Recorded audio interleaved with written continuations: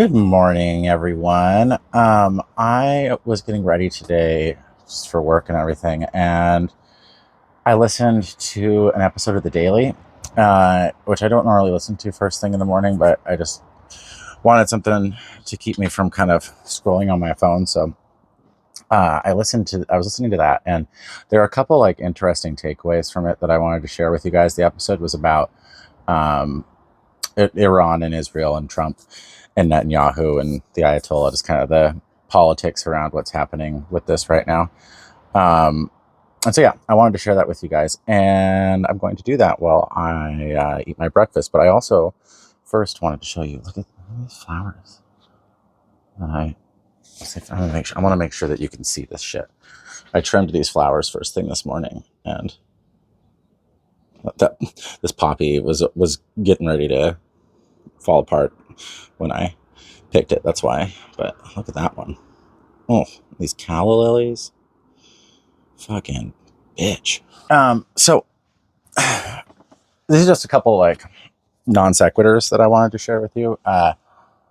There's you can listen to the episode. It's only like a half an hour long, but this is like two things that I thought were like very fascinating and weird. So one, as Netanyahu has been like campaigning to Trump to try to get him on board with attacking Iran, and trying to get the United States to provide these bunker buster bombs, which I remember as a term from when I was younger, and the United States invaded Iraq and Afghanistan. There's these huge, super heavy bombs. I think they're like 30,000 pounds, and they hit the ground and they like burrow into the ground essentially, and then explode. And it's a way of getting rid of like underground infrastructure, essentially. That's the high level of the mechanics of it, as far as I understand. So Israel really wants these bombs in order to attack Iran's underground nuclear enrichment and production like facilities. And it needs them in order to like effectively take out the Iranian nuclear program. And Trump has been very resistant to providing them. Still has not provided them that we're aware of. Trump has been resistant to providing those bombs, and overall has been resistant to involvement with the attack on Iran. This is something that Netanyahu has largely wanted, and that Trump has not been on board with. Has not really tried to sway Netanyahu to not doing it, as he's kind of like was portraying for a while. But really hasn't, not really that interested in it. And one of the interactions they had, so Netanyahu came out to the United States early on in the Trump administration. I don't remember the exact date. And one of the things that he did is he brought a gift for President Trump. And one of the things you might remember is back in 2024, when Israel attacked or covertly did these pager bombs that killed a bunch of Hezbollah leadership, with these like clandestine operations where they sold these pagers to a bunch of people who were in the Hezbollah leadership, and then detonated them all like at the same time, and killed tons of Hezbollah people, but also just tons of people. And it was really disturbing. And I was freaked out by it. Like, I think everyone in the world was like, wait, what the fuck? And Netanyahu brings this gift to Trump. He brings him a gold-plated pager as like a, memento, kind of like currying favor with him. Like, look at, celebrating this thing that they did. And the reporting from The Daily even was that Trump was like weirded out by it. It's like, thought it was, which, as you should be. But, I don't know, for some reason as they were leading up to it, I was like, oh, I bet Trump loved that. But apparently did not love that. Did not think that was very cool. But anyway, the point of that meeting, like I said, was to get these bunker buster bombs, and they failed to get them. They failed to succeed in convincing Trump to provide them. So that was one thing. And then, you know, Trump has been wanting to find a diplomatic solution, and it ultimately does not want Iran to have nuclear weapons. Like, that's like a deal breaker for Trump. And his main goal and everything with Iran and whatever they end up doing is to stop them from acquiring a nuclear weapon. And he believed he could get it through diplomacy. And so they have been working pretty hard to try to get this nuclear deal, at least according to the reporting, which I think I largely believe. So they've been trying to get this deal, and Trump writes that letter to the Ayatollah, which you might remember from earlier this year. Writes him a letter. I think on the left, we all kind of like cracked jokes about it. It was kind of like silly, like Trump just out of nowhere writes a letter to the Ayatollah, but it wasn't really out of nowhere. There had been plenty going on in the background leading up to that. This is also what Trump did with Kim Jong-un. Before they met in North Korea, back in his first administration, before they had that meeting. Did they meet in North Korea? I don't remember. It seems weird that an American president would go to North Korea. So I don't know. I don't remember that. I don't remember exactly what happened with that. But essentially, he wrote a letter first. Like, that was kind of the start of that relationship. And so he, was essentially trying to do this with the Ayatollah. And this is the second thing that I found really interesting. Some notes here. So he wrote that letter. He was carrying around a copy of it for apparently like a good couple of weeks to a month or so. If you went down to Mar-a-Lago, or if you went to visit him in the White House, or anywhere that you like kind of got a private audience or a semi-private audience with Trump, he would produce this copy of the letter and he would read excerpts from it and like kind of do like live renditions where he would talk about like this beautiful letter that I wrote this beautiful letter, this fantastic letter. Let me hit you with the high level points of this letter, which I just think is so weird. Like, that's really what I want. That piece, there's not really more detail to that. I just think that is so fascinating and weird. And it's such like a insight into Trump's mentality. It's like a little kid, like, look at this thing that I did. You know what I mean? I wrote this beautiful letter. So the last thing, like, on this part of it that I want to talk about, that's from the Daily, is kind of the overarching idea that I kind of took away from it. And I think this is important, which is that by and large, Trump was not initially supportive of these attacks. I think he's portrayed himself as, leading up to this, he had portrayed himself as kind of being against it. I think he was just pretty neutral, and that his people were kind of trying to pressure Netanyahu not to do it. But they got kind of the takeaway that Netanyahu was going to do it. And they didn't do anything to stop that. And, they just kind of decided to let the cards fall, or let the dice fall where they would. But once Netanyahu did it,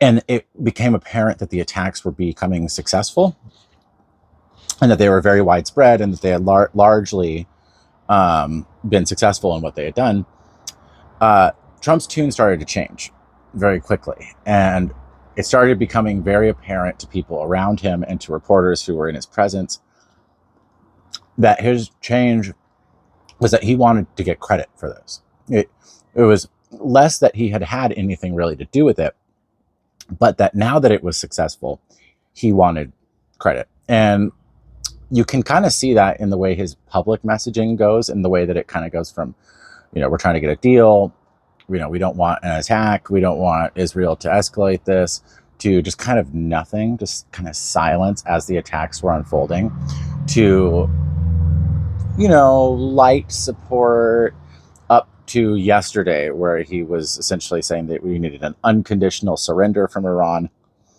And he's using the pronoun we in discussing these attacks now. But that's all changed. Just because he's portraying it now that way, that's revisionist of him. And I think that's accurate. It jives with Trump's persona and the way he approaches things and the way he looks at stuff. He doesn't want something like this to happen without him being, always having been on board. So the idea that he has always been on board is part of the revisionist message coming from the Trump administration. And the last thing I'll say about this is that I think that as we talk about this situation, I think it's important to frame it, whether you agree with this framing or not. I think for the purpose of trying to stop war, or trying to, we may be past stopping it, but for the purpose of effective messaging and useful messaging, I think framing it as Trump being kind of pulled along by his ear by Netanyahu is useful. And because Trump doesn't want to be seen that way, right? He wants to be seen as having been in the know the whole time and having orchestrated this whole thing, especially if we actually get directly involved. Then the revisionist gears are really going to gear up. And I think it's important for us on the left to resist that and to not parrot the administration's, lines on this, for lack of a better term. The fucking mango is delicious. I think it is important that we don't repeat their talking points and make their arguments for them. So, and on top of that, we should present something that runs counter to it. And I think that the idea that Trump has been manipulated by Netanyahu, who very easily saw that Trump and his ego could be used against Iran. I think that's important. And then the last thing, and this is off the subject of the daily episode, but there's a source I was talking to on TikTok just recently, who's an Iranian American, and she had kind of mentioned the organization NIAC, which is the National Iranian American Council, and some of the pitfalls and concerns about them, and kind of as a warning to people on the American left and in the pro-Palestinian movement to be wary and to be careful about repeating things that NIAC puts out, spreading NIAC propaganda, and involving yourself in activism with NIAC. And she compared them, and I think I've done some more research today and last night. She compared them to AIPAC, but for Iran. And the Iranian government is a repressive and, harmful and awful regime. Just because they are against Israel and Israeli belligerents, and just because they are against American imperialism, does not mean that they are inherently good, right? This is a case of Netanyahu, Trump, and the Ayatollah, all three being megalomaniacs, all three being narcissists, and all three being awful, terrible authoritarians. They are all butting heads, to some extent. And, right now, two of them are starting to pair off together. But they are all three bad people, and all three have agendas that run counter to the good of their own people and of the world at large. And so it's important to temper what we say and what we do around Iran, to not support the Iranian regime, which, kills and represses its own people. And NIAC is very supportive of the Iranian regime. Let's put it that way. Very quiet on their crimes and the things that they do to their people. And despite the fact that NIAC is involved in a lot of progressive spaces, and is particularly involved right now in the pro-Palestinian movement. Despite the language that they use, they ultimately do a lot of the work of the Iranian regime in the United States in terms of lobbying, etc. And the source that I'm talking about wasn't comfortable putting videos out about that because of she has family in Iran, and because of what criticizing NIAC can lead to for Iranian dissidents and their and the Iranian diaspora and their family in Tehran and in Iran broadly. So I'm just kind of repeating this, and I'm repeating what she had said and what I've done to kind of follow up on research for that, but I'm still doing a lot of research on it. And I've got a couple articles that I read today, and then some more that I want to get to as the week progresses. But two sources that she gave that would, for like kind of further information and to kind of like build some context. One was Coup 53, COUP 53. It's a documentary. And then the other one was Persepolis, which is like a cartoon based on like a graphic novel, but it gives like she's had some like context for like the overall situation with Iran. And so I wanted to just give you guys those two sources to watch and kind of get some more information. I haven't watched them yet myself. I'm just passing on that recommendation, and then I'll pass on any more information that I come across as I do some more research on it. This is going to be pretty salient, and there's a lot of opportunities for it to go sideways in the anti-war movement, pro-Palestinian movement, anti-Trump movements. There's lots of these kind of intersecting groups of activism here in the United States, and a lot of opportunities for the wrong messaging to become part of the central message. And I think we need to be really careful about that. So despite the fact that I don't have all of the information about NIAC that I would like to before I make a statement like that, warning you to steer clear or, proceed with extreme caution. I feel comfortable saying it right now. And I just wanted to get that information out to you guys at this early stage, because this is kind of the moment where everything's kind of bubbling up, and a group like that can take advantage of the high emotions and the like really imminent level of danger that we're kind of facing of potentially going to war with another country in a way that's going to harm the people of that country pretty severely, right? Like, you got to divorce the government from the people a little bit, and regardless of how evil the Iranian regime is, the Iranian people don't deserve to have Israeli and American weapons pointed at them, used on them, etc. It's only going to lead to,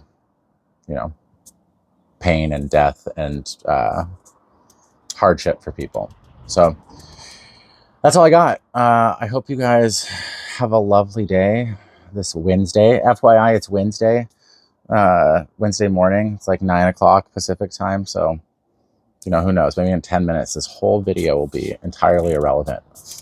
But I hope everyone has a good rest of your week, and no war, but class war. Cheers.